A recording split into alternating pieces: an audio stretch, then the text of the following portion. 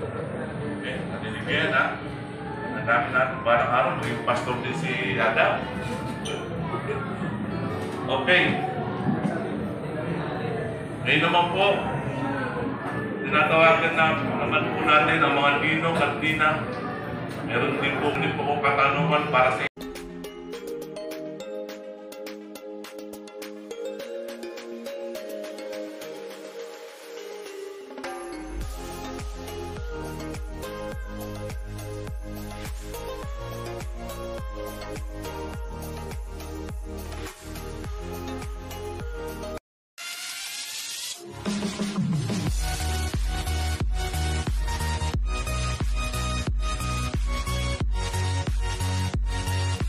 Hi guys! Welcome back to my channel for today's video. Eto guys, paalis kami today. Dahil ngayon ay dedication ng aking apo. Okay guys, keep on watching. Eto guys, ang aking OOTD. Yan, takpan ko lang ng aking bag para hindi gaanong halata yung malaki kong tiyan. Yan, yung asawa ko sumama pa. Yan, eto naman ang aking dress. Yan. Yan. See you na lang mamaya, guys. Guys, OTW na kami sa aming pupuntahan. Yan. Mag-hi kayo. Hi. Hi.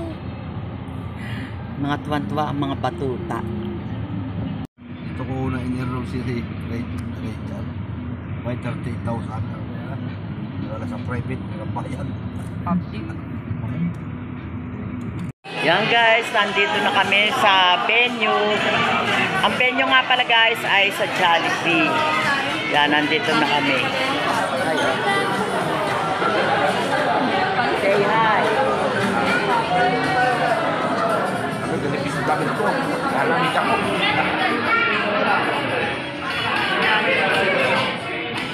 ano ba yun natin? Video? Video. Orang nandyan.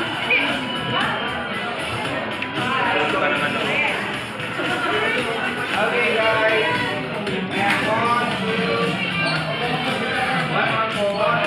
Hi.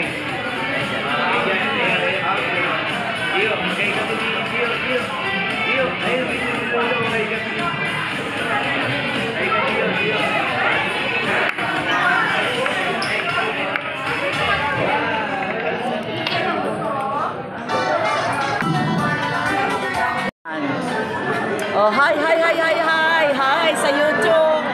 Hello po. Ang gaganda. Ang papogi.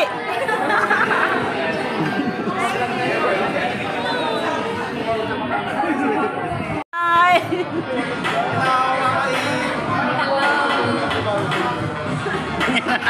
Mga bisita dito, ang gwagwapa at ang gwagwapo.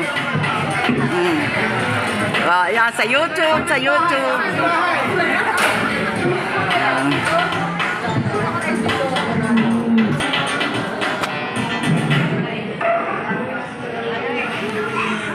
Yan guys, ang gaganda nila. Magaganda ang bisita dito, guys, sa Kagwapings. Yan. Yan, ang cute ng baby, oh. Si Akira. Yan baby, mapapanood mo to sa YouTube.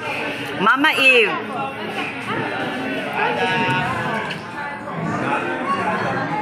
Share po natin ngayon kung pag-iisang dedication po pala, Kamateo. May tanong.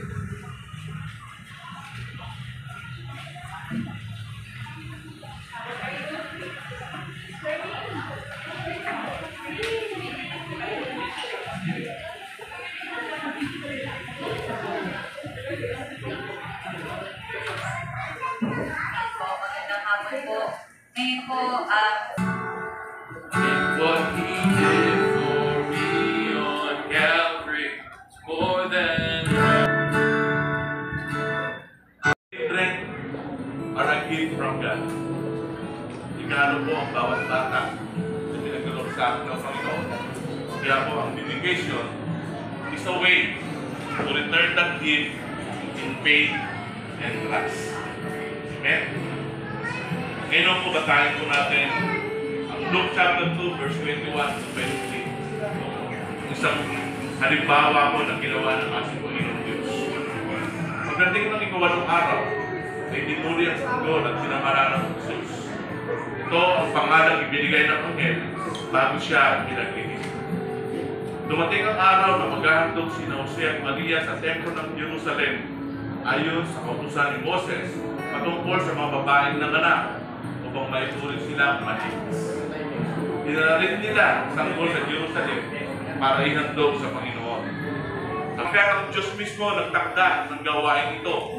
Sa Exodus 13, verse 1 and 2, ito po sinasabi. Sinabi ng Panginoon kay Moses, italagan niyo sa akin ang lahat ng panganay na lalaki, ang mga Israelita at ang mga panganay na lahat ng hayop. Hindi lamang po pala tao, kundi yung mga hayop na mga panganay na hayop ay naalay din po sa Panginoon Diyos.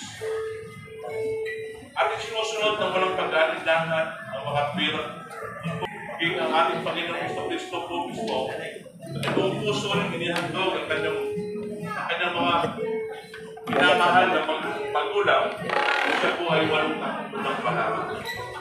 Sa mga tuwing, isang dakila, isang granong gawain, ang pagtatalaga ng isang bata sa ating Panginoon Diyos. Nagkakaroon ito, ang mga bata ay isang handog kayamanang mula lamang sa Diyos. Sa mga tuwing, sila ay pag-aari ng Diyos at tayong mga magulang ay naatasan lamang upang arugahin, matuwid, palakihin, at tubugin sila ayon sa dakilang kalooban ng ating Panginoon. Bilang mga magulang, napakahalaga na lubusan natin maunawaan at may sa katuparan ang mga obligasyong nakaatang sa ating mga balikan.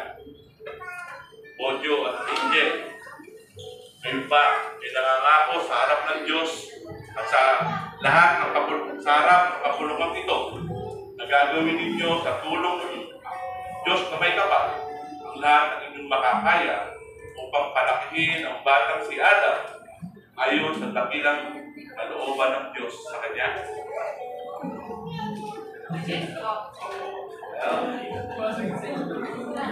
Yes, Adam ano? Takot ba ako? Ang mahiyan.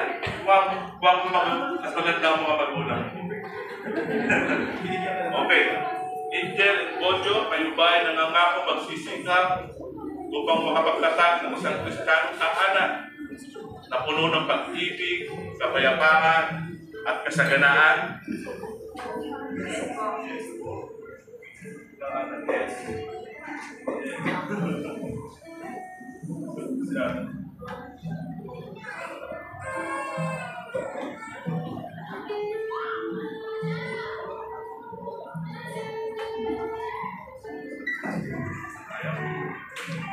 At maglalaan ng maglalaan ng pagkakataong maituro sa kanya ang salita ng Diyos.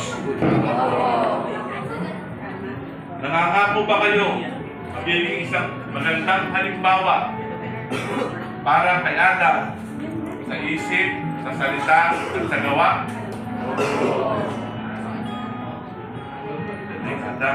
Ito naman po sa lahat po ng mga nakikinig dyan, sa lahat po ng bisita sa kapulungan na ito, meron din po akong atas, ating Panginoong Jesus, at upang siya ay lumaki na mayroong pagnanais na maglingkod sa Kanya.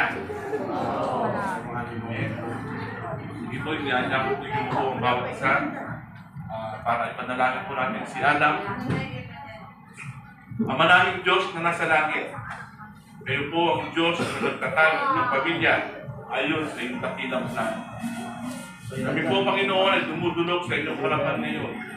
Tulad ng pagdulog ni Jose at Maria, ang kanilang itinalaga ang Panginoong Kristo bilang pagsunod sa iyong kalooban.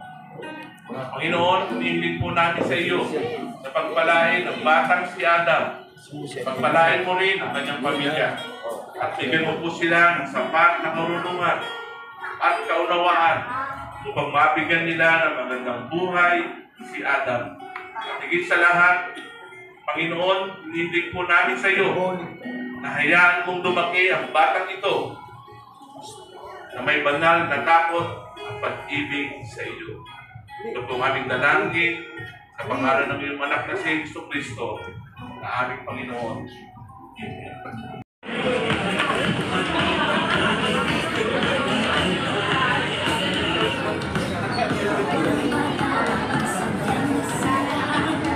Sumbo to, ipunin mo. Gagaling kita ano. Sumbo to ha.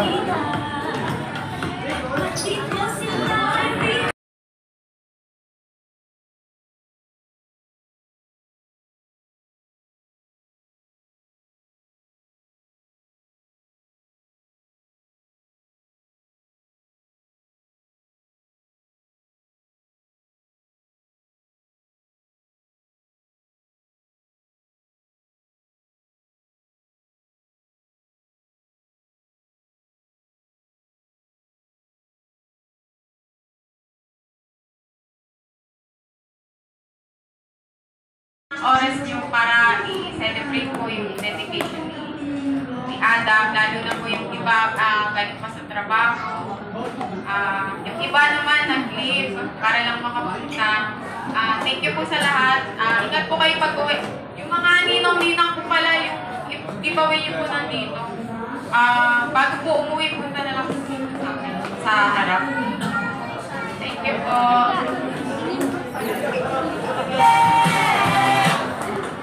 Sige lang po. Okay,